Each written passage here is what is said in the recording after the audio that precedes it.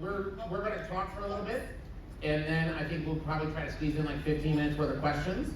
So be thinking about those. I have a rule that has always done me well when I do questions. No more than 5 people lined up at a time, so that way no one's like waiting a long time, then we run out of time and you don't get to ask your questions. So we can do a line of 5 people when it's time for that down here. And then if someone asks a question, if another person wants to come up, I don't know why I'm clinking Brennan's glass. I did that on Brennan's behalf. And that way nobody has to wait the whole time and then not get to ask a question. Cool? So my name is Travis McElroy. You might know me from, if we're talking about RPGs, The Adventure Zone. I was on Dimension 20, Tiny Heist. And I've guested on a bunch of other stuff. And now Brennan. Hey gang, I'm Brennan Mulligan. It's so lovely to see you all. Thanks for coming out to the panel. You've seen me on Dimension 20, The Adventures of Dadlands, as well as VXU Calamity. Hi, I'm Erika. You see me on Critical Role Iyengar Unlimited, Taz Imbalance, Dimension 20, New York by Night, Kolak. It goes on. Hi, I'm Erika. Why are you sitting Yeah, this is our gremlin, Erika. You all are suckers swaying with the movement of the boat. I control my center of gravity here. I love you so much. I love you too. Don't! Move the phone! I'm Erika Ishii. You may have seen me on Dimension 20 or in the Adventure Zone Dust 2 or on Critical Role. And you might know the 3 of us from our new little podcast, World Beyond Normal.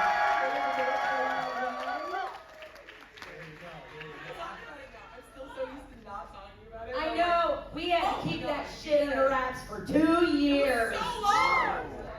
I knew about it. That's because we love you. Yeah. Oh, hey, how's it going? I'm Nwadiwe.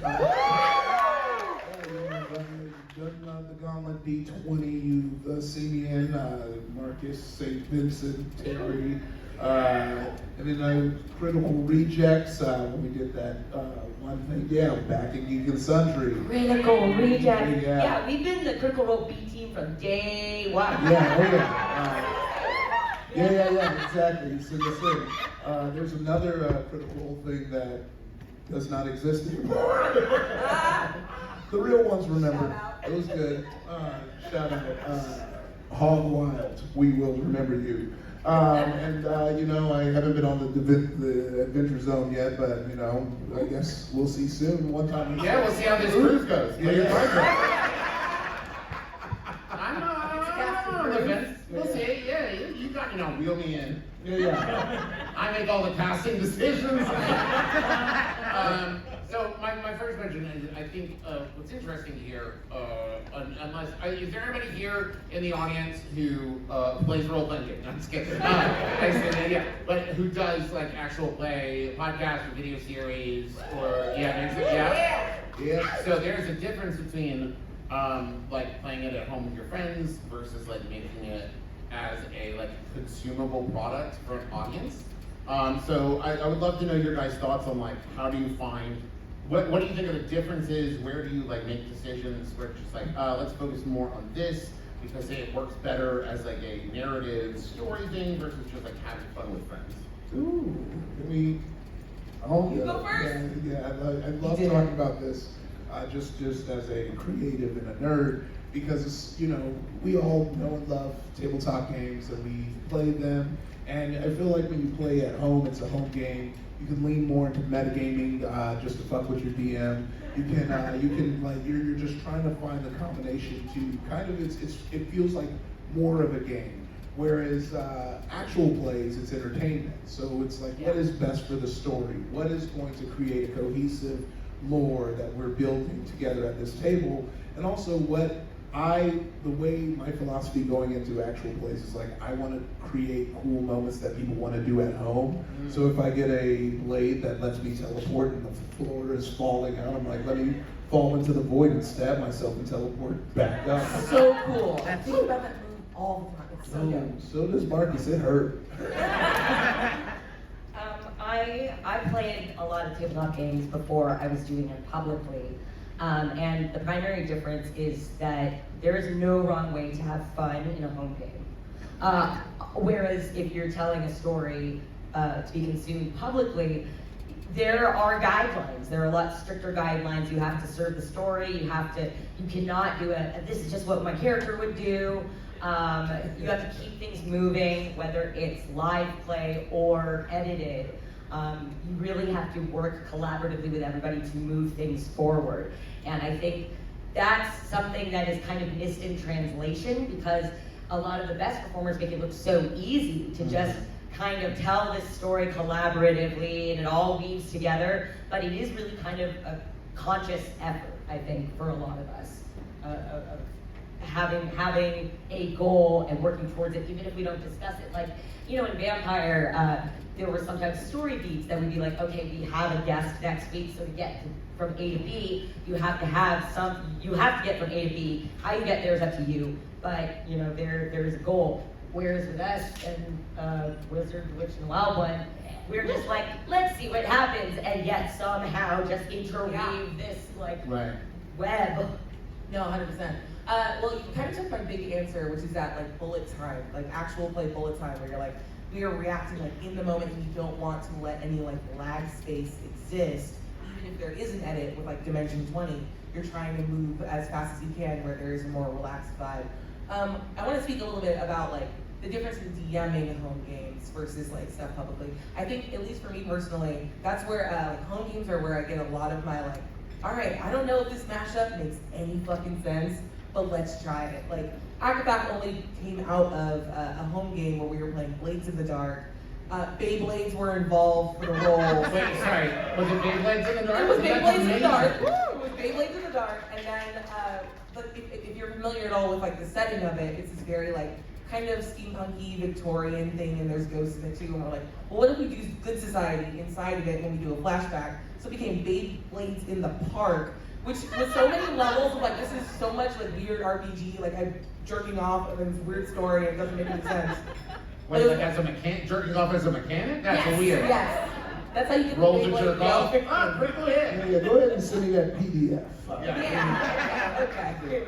But it's a lot of just like weird experimentation to see what works, and then if you find little moments of brilliance where you're like, oh, actually these like dovetail in a really fun way, then kind of taking it and refining it and bringing it to like actual play for consumption.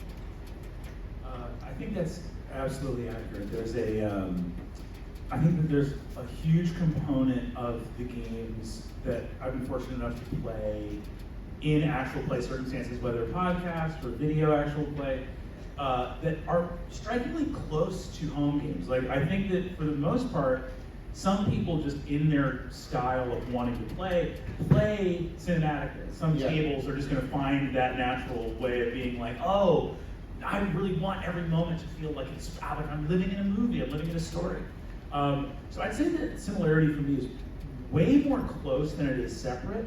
The biggest exception has to do with there's lots of things that are really fun to do at a home game table that you don't have the luxury of doing in an actual play. And it comes a lot down to, like you're saying, downtime, right? Like Aabria saying bullet time. And for me, it's that downtime of, the two examples I can think of are just playing in a home game with a bunch of the Dimension 20 folks like Zach Oyama, Brian Murphy, Emily Ashford, Ron Thompson, wonderful performers, and our friends, and then John and Travis, who you don't know,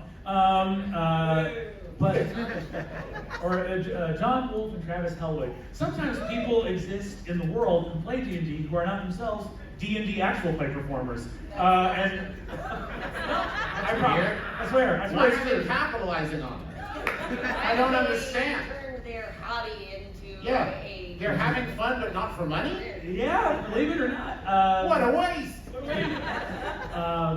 And they essentially had there was a whole day in this little cabin trip playing where they had collected a bunch of this magical steel. They were at this enchanted foundry, and they were like, we just want to make magic here. And they spent like 4 hours just cracking the books, figuring out the kind of magic stuff they could make.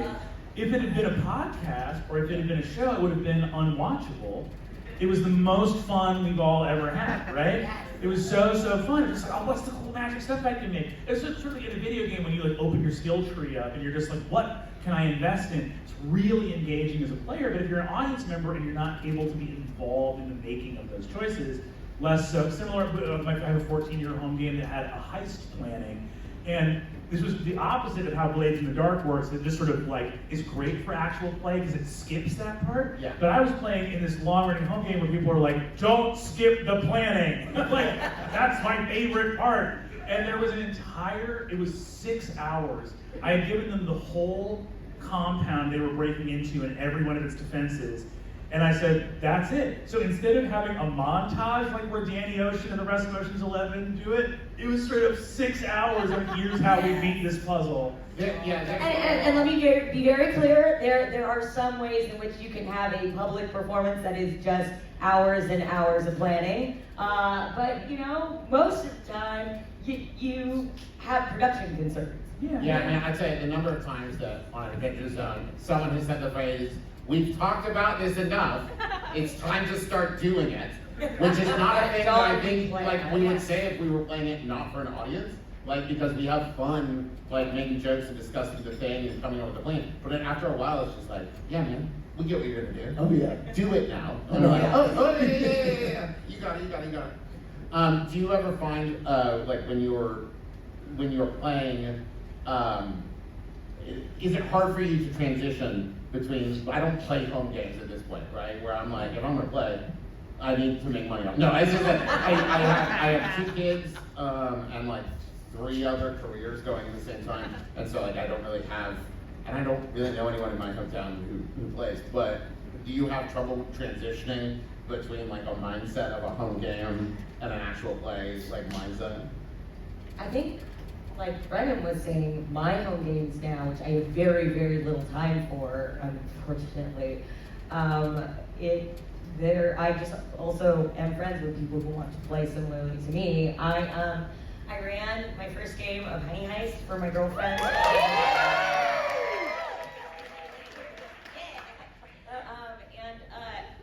I showed up downstairs with my, pencils and paper, and they'd all dressed up for it. They were wearing like little panda bear outfits, or Have fun in the bathroom, Brennan.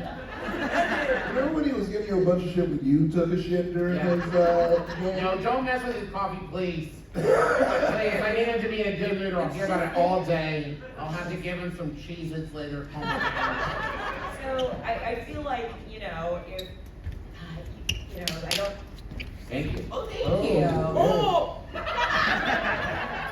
You wanna know how to You were in the find middle out? of your story. That's what I'm saying. You wanna know how to find out who's the dice winner?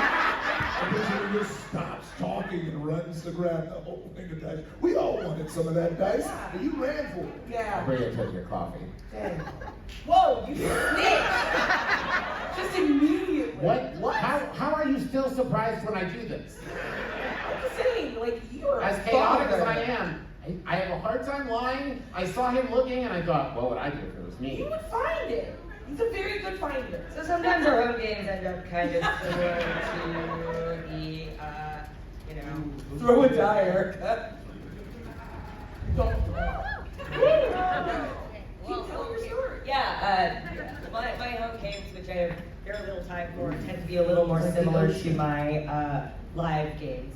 Ooh, see, my thing is I like to do a little treat. I love just long-standing treats for people who follow me through the billions of YouTube sites that I pop up on Yeah. throughout the year.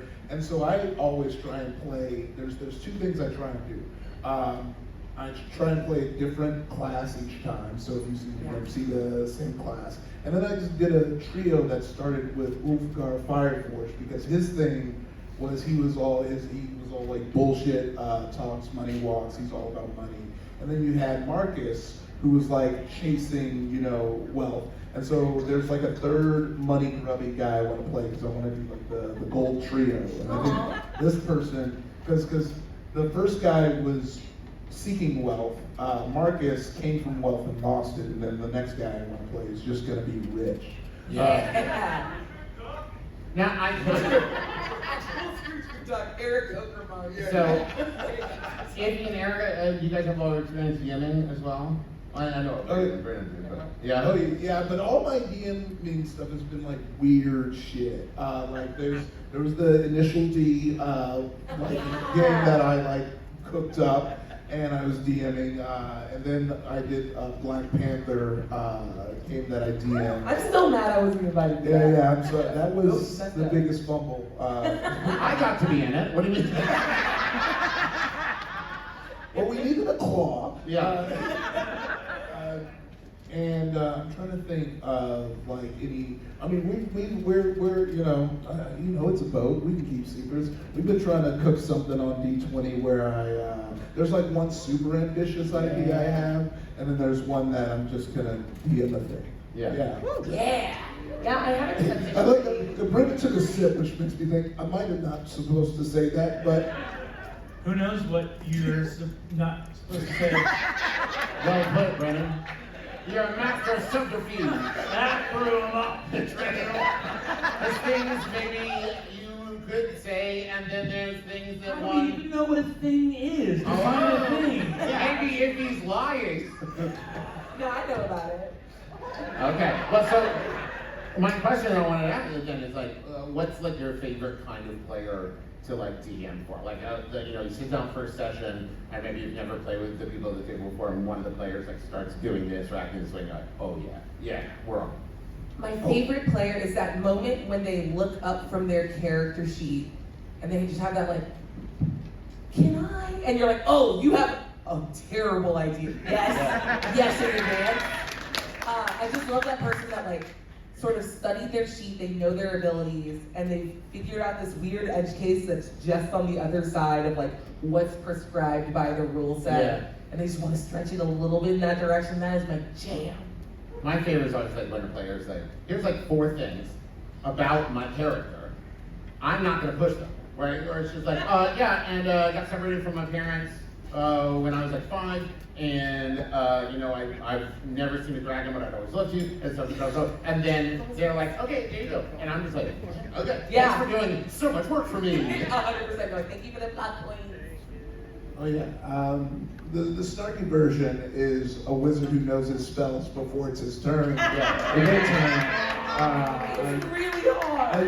Look, I play a lot of people that just smack things really hard, and so having to sit there and it's like, how far are we? Okay, and it's conical, right? Okay, so who's around? Okay, but the board state changes so much, and you're like, well, now you're in my area of effect, and I can't spell go I around should you. have used another spell. By the way, that's another actual play versus home game thing. Casting times. Yeah. I can't. Yeah. I'm making a story for people. I'm not gonna be like, yeah, and in 1 hour. I love that shit. I'm like, that's a very overpowered spell. You cannot do it.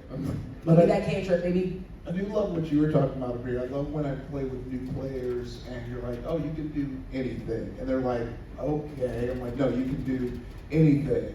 And they're sure. It's like, okay, let me do something crazy. Yeah. Never mind, I rolled a 1. Yeah. Yeah, exactly. You can attempt anything. Yeah. That's it. You can attempt to do whatever you want.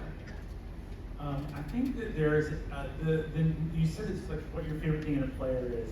I think the only thing, I think my answer has to be related as the other side of the coin. What? Do you think he's listening to something about us? I hope so. I hope so. You think I'm just gonna say straight up? Yeah. My favorite, I guess, the thing I'm most looking for in a player is, are they Aabria and Erika? Do they have that Aabria-esque quality? Aabria-esque quality. Are they an Erika type?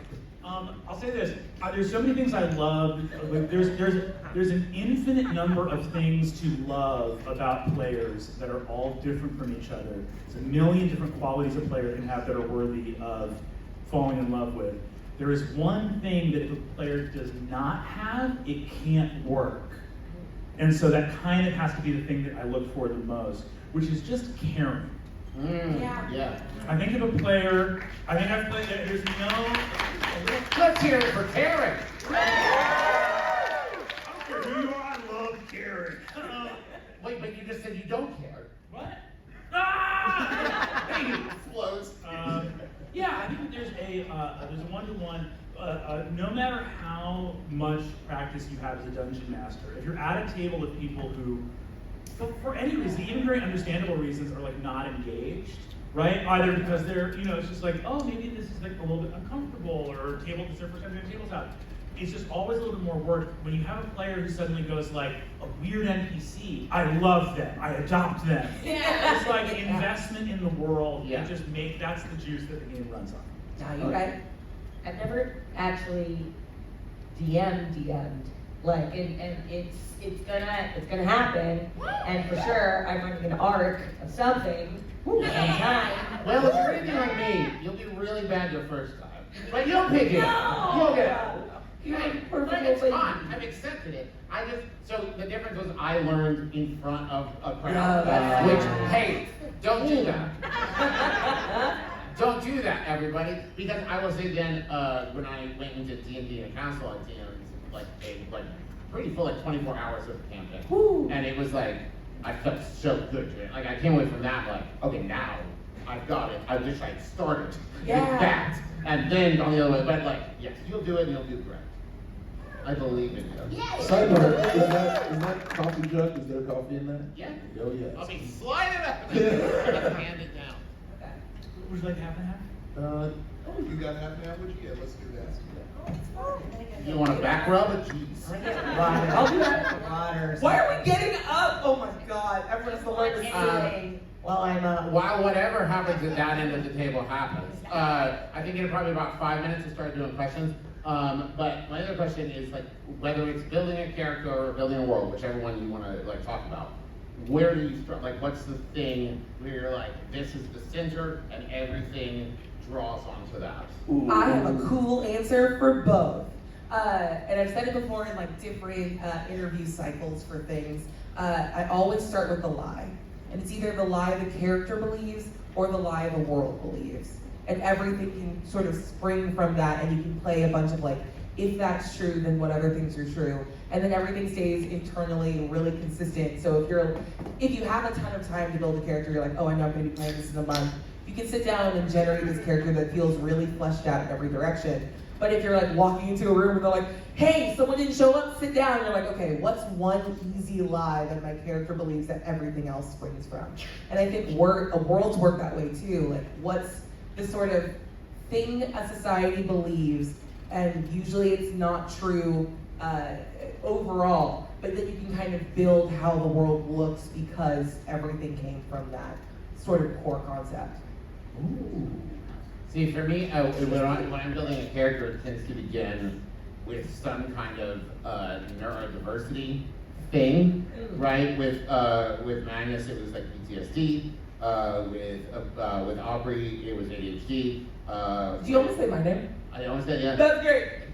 With Big Punch that I'm playing now, it is gambling addiction, which I like had a really wonderful like conversation with like an addiction specialist about what that means, about like it's usually actually a symptom of something they're not getting, of some kind of dopamine that should be happening for this and it don't, so they see other places. It's fascinating. And like for Devo, it's oppositional defiance disorder.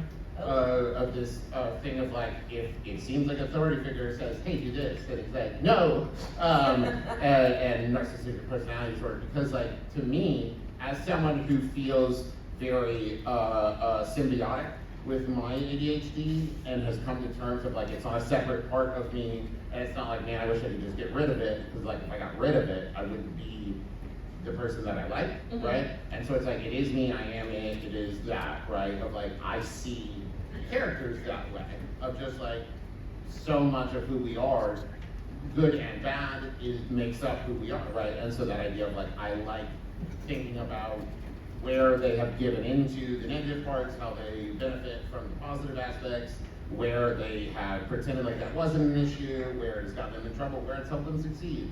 And that helps me kind of formulate your character. My favorite thing to do is to be the last one to pick a character. And that's actually because you can see what the world and the game needs. Yeah. Like you can find out what the story needs. So, you know, it's. I think that says a lot about you as a person, though. Because I think, I mean, for real, because there's a concept in first-person shooter, like competition games called a fill. Yeah. And a fill is usually very like, I will be what you need me to be, instead of like, I have this one character, I always want to play this, and that's what I'm like, because I want to show off and I want to be the best at it, versus someone who's like, I see what you all need, and I will do that. That is until there's two fill players. Because I'm a fill player and somebody will be filling like, oh, I'll fill. It's like, no, you fill. No, I'll fill. No, you fill. No, that's cool. You pick who you want. Whoever you always Which one should I be? Who are you gonna be? It's all good. No, whoever you always want to be. It's cool. I'm a fill. That's why I need a service top, man.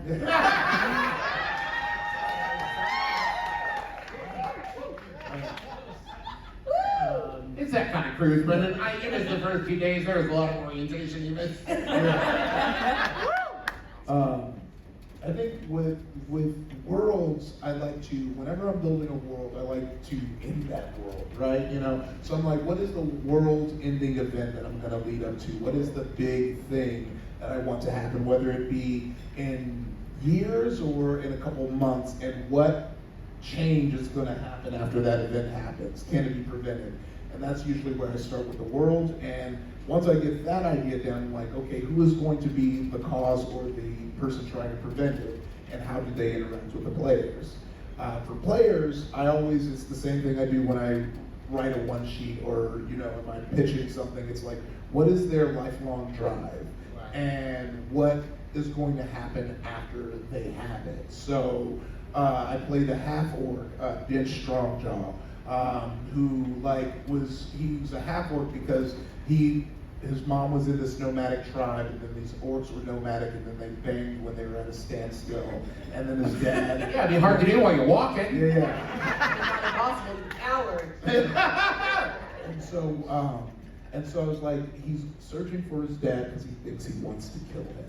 And because I like to do that, and I like to make it that much of a skeleton, because that's what I like to call DM candy. Yeah. Then I hand it off to the DM, Exactly. like, do what you want with that information, Right. and then me as the player, I'll approach it with however I feel he needs to handle that. There is nothing like when a DM says something like, and you hear a familiar voice, and it like clicks for you, and both you and the DM are like, clicking that one, oh, I love that shit. Oh man, that's good juice. Where you're like, ooh, information that will hurt you later. And then the other one, you're like, you hear a familiar voice, and the player's looking like, okay. Oh my god! Because the voice is like, it's like a voice from your past, okay? Like, who is it? Look at Ishii. Oh, yeah. I've had players forget their backstory, and I was like, and it's this person. They're like, that's your mom. It's your mom. You're the one that told me she was. My favorite one, another What are you player doing? at the table was like, I think it's your mom. Yeah. Your mom's here. You have to. That's your mom. Your mom's picking you up from the game. Brennan, where do you start when you're building a world or a character? Yeah, Dean. So the number one thing that sort of starts to inspire me when I'm building a world is Sam Reich gives me a call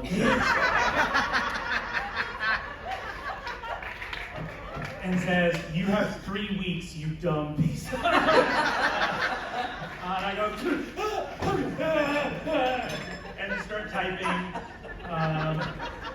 Biggie Bird. You don't talk about inspiration out here, okay? I'm on the top. He's working every day. He's grinding out worlds. You want another world? Boom, boom, boom, and another world. I'll give you a world 3 weeks. 3 weeks, I'm gonna get brand new world. What do you want?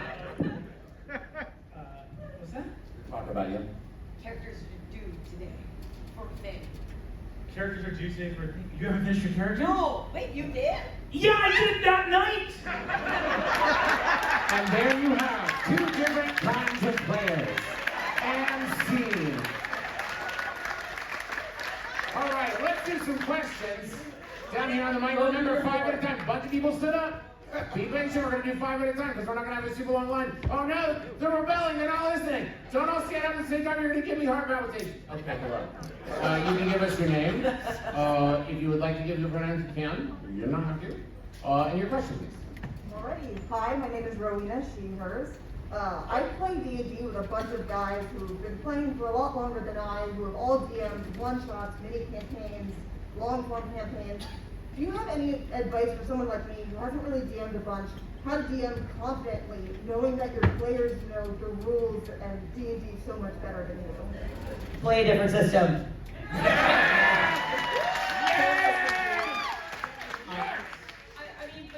But seriously, there's no way that I'm going to like out D&D these people, so I have to figure maybe out me. what. Maybe Travis. I haven't read. There's really Come books. on, Travis.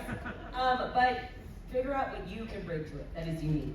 You know, if you decide to go with D&D, what do you bring to the table that would be fun for all of them that is different? Also, new systems are fun because you like whether or not you come back to D&D, you'll bring some fun stuff from it. Like, you know, I worked on a little thing called Blackbirds, which is like a grim, dark, kind of Dark Souls-y thing, and then you're like, oh yeah, we can be a little more dark. We can have people die for no reason. You know. I think it would be scary to DM for the first time for people who had never played, right? Because now you have people who not only know the game but also know you and will support you, right? They're not there to judge you and be like, "Ah, I knew you'd do a bad job." Like, they'll support you. Yeah, I look at D&D as one big improv game, and like no one's going to leave anyone hanging. So, you know, if you get something wrong, they'll be like, "Oh, it's this," and you just go, "Okay," or you can be like, thanks. "Yeah." I don't think we're all friends at the table most of the time. Yeah. When you're looking, so as a player, Rowena, when you think about the qualities you look for in a dungeon master, what's like the number one quality you look for in a dungeon master that you want to play with? Yeah, you got a question. Now you have. Yes. Surprise! It's a dialogue. Your cue got cued. I really appreciate all of the guys that we play with bring their own worlds and have written stories for these worlds over the past couple of years. Worlds, yeah, stories. I bet if you made a top 3 or a top 5 list, maybe even a top 10 of qualities you look for in a dungeon master, their abilities as a rules adjudicator probably don't make the top of that list. Yeah. So, in other words, yes, play other systems, but also, no, I have never been playing a game and been like, this captivating storytelling and deep care and attention to my character and their needs is sure being drowned out by all these rules we're getting wrong. Doesn't happen. Yep. Doesn't happen. So, the fact that you're playing with people that know the rules better than you, if they are, unless they're sort of mean-spirited, which I hope they're not. Play with them.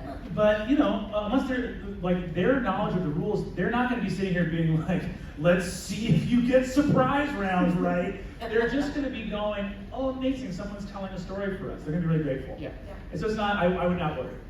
I'll just plus one onto that because you covered a lot of what I wanted to say. But in the event that you are at all stressed or pressed about the knowledge, the deep knowledge well, you can establish up top hey, if we have a difference in how we think a rule works, we're gonna look it up. You're not gonna explain to me in this moment what it is. You're not gonna get because I feel the anxiety of that too. I started DMing for Adventurers League when I didn't know the rules all the way, and I got it got in my head a lot when people were shouting how a thing works. So I like establishing up top hey, if something is a little question mark, I'm gonna look it up. Yeah. So we're all gonna take a little break.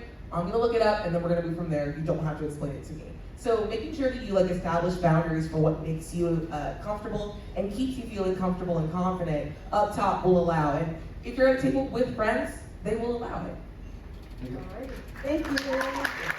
Moving forward, because I think a lot of you have a lot of questions, I'm going to say we should all 5 feel like we don't have to answer every question, so we can move super fast. Cool. Okay, hello.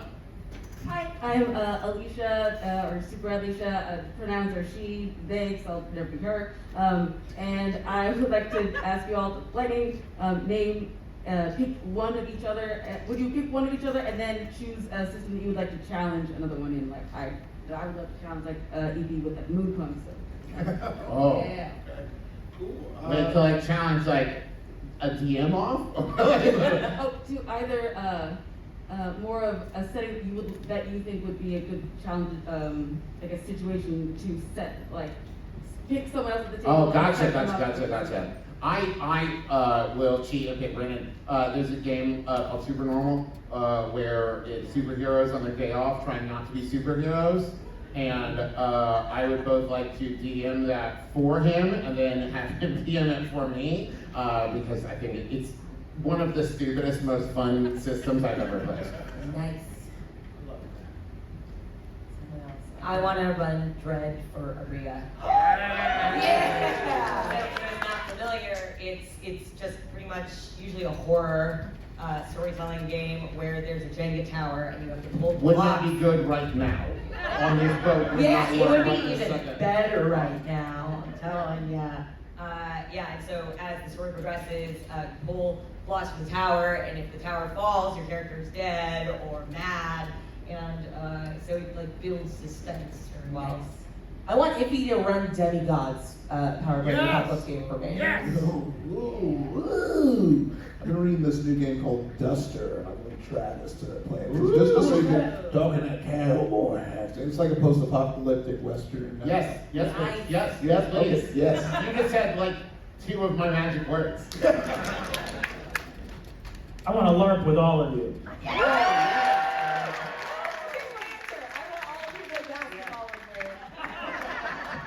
I'm less enthusiastic about that. Thank you. Thanks. Hi guys, Andrew.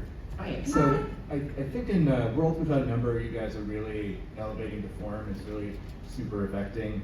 To the extent that you're comfortable discussing it, about how much time and money does it take to produce something so heavily edited and carefully prepared? I don't know the numbers on that. A lot. I think that there is. Oh yeah, you can see it in the front. I think that so the production lift for podcasting is way lighter, both financially and in terms of labor hours, than for video production, right? That's true. Yeah. There is a bit of a sliding scale, right? And it depends because I would say that most of the costs invested in a show like Worlds Beyond Number don't end up necessarily repeating across different iterations of producing a similar show. So for example, our producer Taylor Moore lives in New York. So one of the costs associated when we did our first big batch recording was flying Taylor to Los Angeles to make a physical recording space. And that's not a cost that's going to be repeated if your entire creative team already lives in the same city, right? So I would say that the costs associated with making a podcast are very manageable. If you want to know the book that I read to get psyched up and get ready for making this podcast, it was written by the fellow to my right. Yeah, it's an amazing book. The McElroy has made an amazing book on podcasting that really breaks down the associated costs. And even like, yeah, you can get an amazing microphone, but the truth is the sound quality with using free sound design software and very affordable microphones, you know, the barrier to entry for podcasting financially is really achievable. Yeah. And so I would say of the endeavor that it is possible to do, it's honestly in some ways more financially challenging to like make a live improv show happen than it is to make a podcast happen, for sure.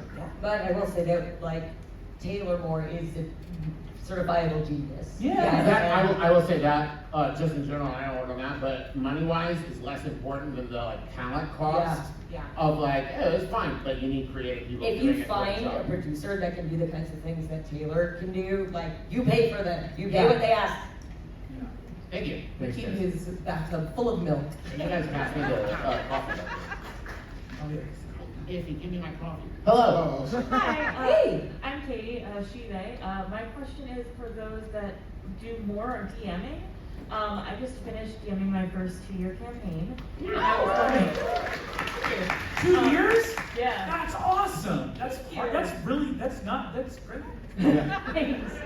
What tips do you have, or what do you wish someone would have told you when you started DMing specifically, or playing, for anyone who wants to answer it that way? Bria. Good tip. I wish people had told me, I think the thing that we talked about a lot, which is that your table wants you to succeed.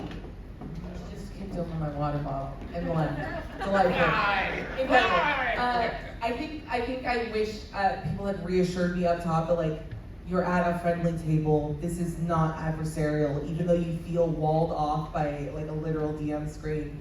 You're all doing the same thing together. You just have slightly different roles, but the goal is always a good story and a good time. So I wish I had known that a little earlier, so I could like relax into it as I was learning. Yeah. I would say don't try to set up surprises on purpose that your players have to get to. Let surprises happen when they get to something, right? And it seems like this is, but like I during graduation, if I could go back and redo it, it was that I was trying to set up things that they would get to, but then that meant I had to make sure they got to that thing instead of being like, oh, this is a perfect place to do something, right? And like it feels much less stressful. It feels more like it's flowing, and it does make you like, oh, I hope we get to something where I can do it. But it makes everybody feel more in it than being like, I'm bottlenecking you towards a moment. Thank you. Thank you. Thank you so much. Hello. Hello. I'm also Andrew. Hey. Hi, Erika. Hi, Andrew. I was actually coming to ask what each of your favorite character story moments was, where like it all just hit perfectly, and what that golden moment was, whether it was like storytelling it or seeing it as a player. I have my answer right away, so I'm just gonna jump in. There was a moment in EXE Calamity where I knew we were running up to just absolutely obliterate that tree, like everything was there. And then Sam had that one moment that I was like, there's no way to not honor this by not hesitating. And then watching Brennan come in with like that last little key that was like, no, you understand the stakes here. And I was like, you're right, I know who I am, I cast Blight. Like that lives in my head all the time. It was such a beautiful moment of like the table telling the story and this relationship like kind of reaching its peak of like what you will do or not do for love, and then the DM being right in the mix going, and here's that last push, let's do this thing. Yeah, so I've said so many Avengers on once, I'll say Dimension 21. I was doing Tiny Heights, and we were racing across the body of a large boy. And it was like, there was this other karma bot that my guy like hated. And we like squared off, and I like rolled a nat 20 and like pushed her off right at the beginning of the thing. And the thing is, I think Brennan handled it so deftly because I think it would be easy for a DM to be like, I built it was gonna be such a big thing, and then you knocked him off right away. But instead it set the action bar so high that it was like, yeah, we're not going back from that. We're moving forward, and it led to like Griffin throwing banana peels, and like I squished a man with my card transfer, and it's like shit like it set this thing off of just like that. We're at like we're not in Fast and Furious 2, we're in Fast and Furious 9 right now. So that's where we're at.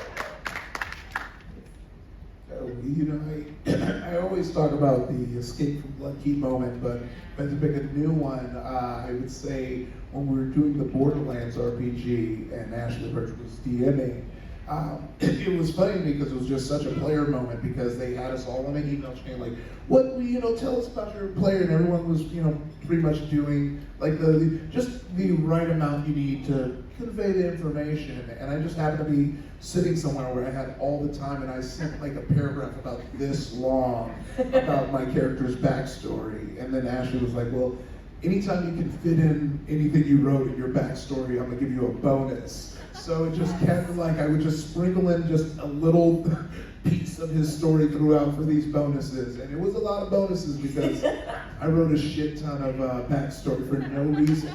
Yeah. I'm gonna say we have time for one more question, then we're gonna wrap up. Sorry, everyone else in the line. Hi, my name's Bowie. I'm Nice shirt. Thank you, yes. DM.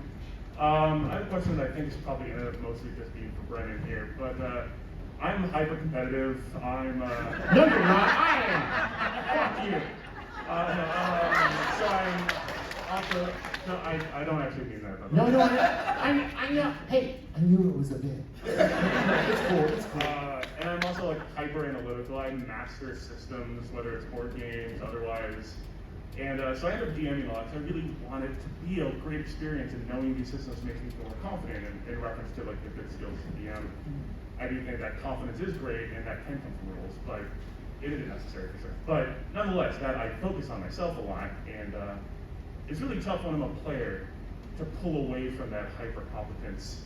And I can end up feeling bullish as a player character, because I end up making min-max characters because I can't not maximize my efficacy.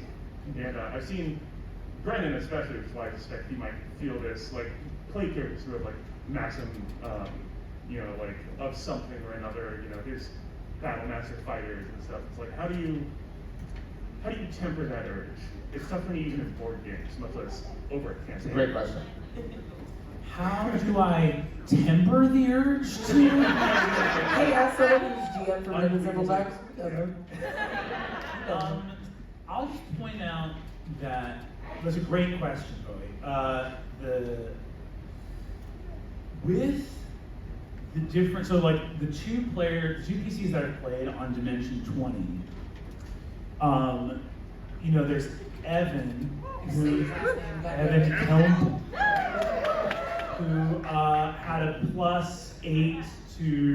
had a 1d20 plus 8 to fight, right?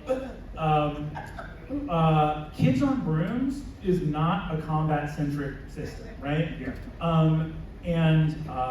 Then you have, KP Hobb. Yeah, he's a Battle Master fighter. KP Hobb is a Battle Master fighter in a system about flirting and intrigue. So I would challenge the premise that these characters were min-maxed, but I don't know that they were optimized. Right? Yeah, I feel like, and honestly, as somebody who's played with you before, it never feels like you're trying to game the system or win. You only maximize you only min-max your characters in order to optimize storytelling. Yes. And I think I did that too. Like, I know how to min-max a character and we all remember shit it breakfast, right? Yeah. But I only do it when it's funny. Yeah, it's Roger Rabbit rules. I would say with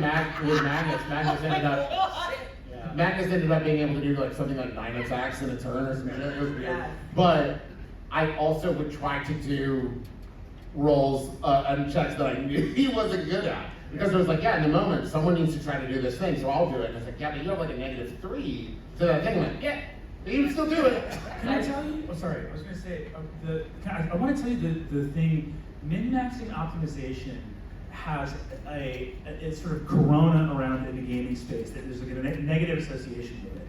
And I just want to say why I've always thought there's another side to the coin. When I was DMing way back in the day, I had a friend of mine who was playing her very first tabletop game, and she made a paladin. This was back in 3.5 D&D. It was a very cool character. And we were going through, and I had this attitude of I had just sort of grokked in the tabletop space that min-maxing was a bad word, and optimization's a bad word, and you want to play for the story, you don't want to play for the rules, right? So I was DMing, my friend was making a paladin, and I was like, what do you want your strength score to be? You have this 17, that would be good to put in strength. And she was like, no, I don't think my paladin is very strong. And I was like, okay, fair. And in my head, I was like, don't min-max, don't help her min-max. That's not right. That's not good to do. And then she was like, I'm going to put it all in charisma. And it was 3.5 when wisdom was the casting stat for paladin. So charisma was a total non-entity, right? So she's like, yeah, high charisma. And I was like, sick. So we get into the first combat, and she gets absolutely stumped. And I can tell that it's really upsetting her, because she was like, no, my heroic character. And we talked afterwards, and I was like, hey, and she, it didn't, your strength and other stuff like that. And she was like, but I'm so plucky. And I went, the game has no pluck mechanic. There's no pluck stat. And I realized I had really done a disservice here. And so whatever criticisms you want to have about optimization, realize that is a player-based problem. If you have a player at the table who's trying to beat the other players, whether they're good or bad at character design mathematically, your problem is their attitude. And the secondary part is, if someone it doesn't feel good when your character can't do the things you believe they should be able to do. Yeah. So that's my thought. I have to say, like, it helps to think about the other people at the table, because like, Aabria is the person that I go to if I want to kick the shit out of a Brennan campaign. We also had Ty Jones and Danielle Barstock in the 7. Yeah. I don't know why I get the min-max questions around here. Okay, we got some big old min-maxers. I did love your abjuration trick. That was excellent. I've done that before. It's so good. Thank you so much. Yeah, my final question is based on everything that you prefaced that question with. Do you play Magic the Gathering, and if so, what color do you play? I mean, I know that I'll never be the top tier, and I have to be top tier to feel good about myself. And so in Magic, when I play, I always play land destruction just to make other people have a hard time emotionally. That sounds about right. You need to seek help. You need to seek help. Kelly, I do just want to say, if you are always looking for the win condition, and that's the thing that worries you, find an alternate win condition. Find something in someone else in the party and be like, if I can get them to their goal, then I've done my job. Yeah. And that helps you like Find an hour work in the right direction. Yeah, absolutely. Thank you so much. Thank you. Hey, thank you everybody for coming. Let's hear it for our panelists.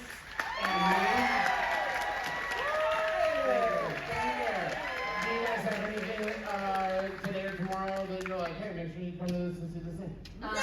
Really quickly, I have my birthday fundraising campaign for Trans Lifeline. I dropped the online. I will share that when I can. But yeah, if we get $1,000 more in that, I will walk into the pool in a suit or a gown. I wish I'd said my thing first, but I'm doing a signing upstairs. At 2 o'clock, we'll be in a crowd doing a signing. Sorry. Yeah, I'm doing improv tonight. We're doing blue for the red and the gold team. I made a new team accidentally. And I was trying to crash that Ashley thing with Brennan just so we can be pieces of shit. But I think it happened. I think the Ashley game happened. Oh, Young Ashley already happened? Yeah. Oh, we have a champion right here. There you go. Oh, okay. All right. Okay, that's gonna do it. Bye!